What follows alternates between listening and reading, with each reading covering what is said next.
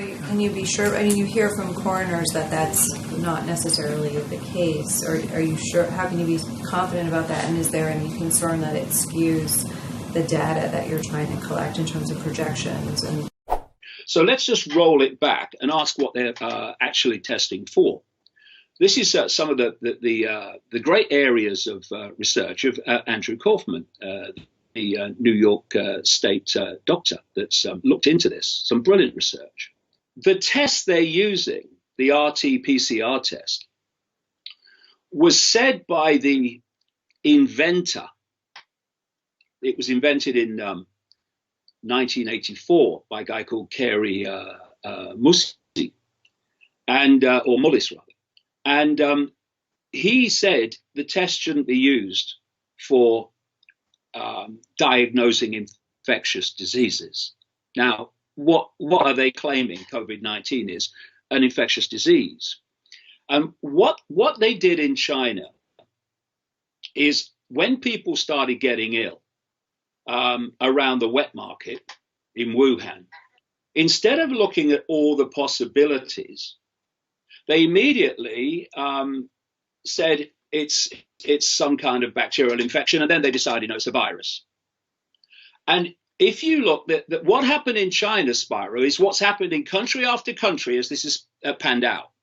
First, they start diagnosing this virus, which I emphasize they have never isolated to show it exists, on symptoms. And what do they say the symptoms of COVID-19 are? Flu-like. Well, it might be the bloody flu then. And there are so many causes of flu-like symptoms, but suddenly, no, if they have flu-like symptoms, it's COVID-19. So the diagnosis starts to expand and expand on the basis of symptoms. Then they come up with this test. And what they did is they took genetic material from the lungs of a very, very few of the first people that became ill from lung fluid. And they did not isolate a virus. They just said there's a virus in there. Now, this genetic material just happens to contain loads of other stuff that vast numbers of people have in their body as a matter of course. And if you test for that genetic material, in a lot of people, you're going to get a positive. So this RT-PCR test is not, I've had this from so many people. All I've done, Spiro, to put this together is to look at what doctors, virologists, specialists in this area in Germany and Austria and America and Italy, who never get near the BBC or CNN, are saying about it. This is not me pulling it out of the bloody ether. This is information that's come from these people. And so they get this test, which is testing for a genetic code. It's not testing for a virus. They've never isolated it. Now, there's a guy in 1890, that far back, called Robert Koch, and he established what became known as the Koch postulates. These were 4 things you had to do to prove that something was causing a disease. And this has been the gold standard, if you like, as they call it in medicine, for mainstream medicine ever since, to make this connection. A is causing B. Now, first of all, in these Koch postulates, you have to have people with the same symptoms, and you have to isolate what you say is causing it away from all other contaminated genetic material, only that which you say is causing it.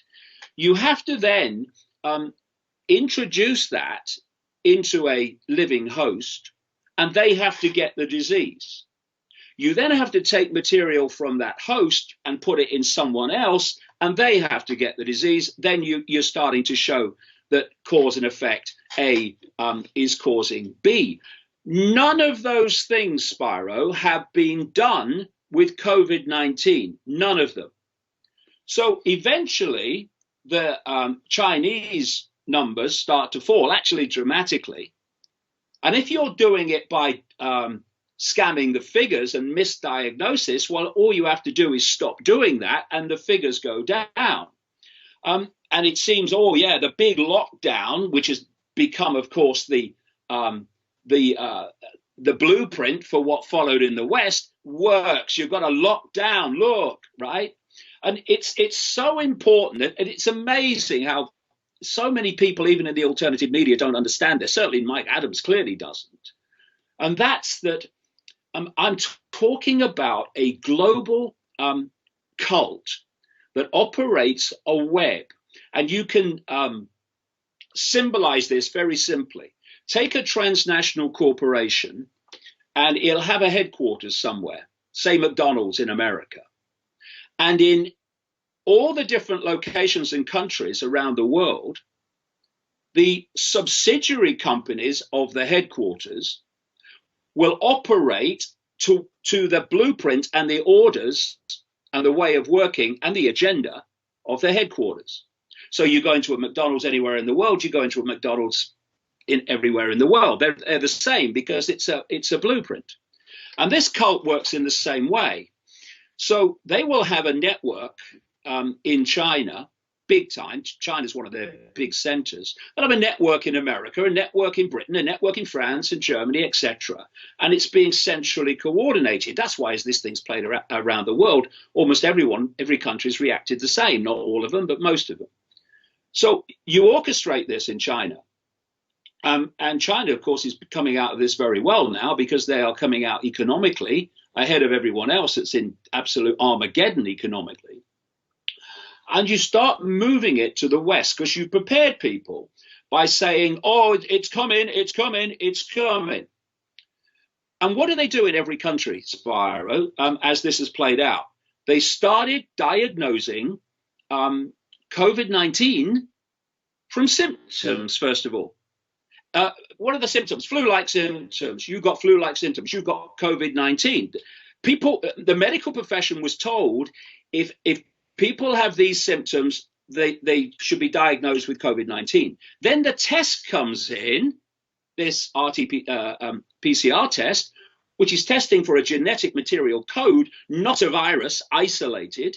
And lots of people are going to test positive because lots of people have got that genetic material in their body.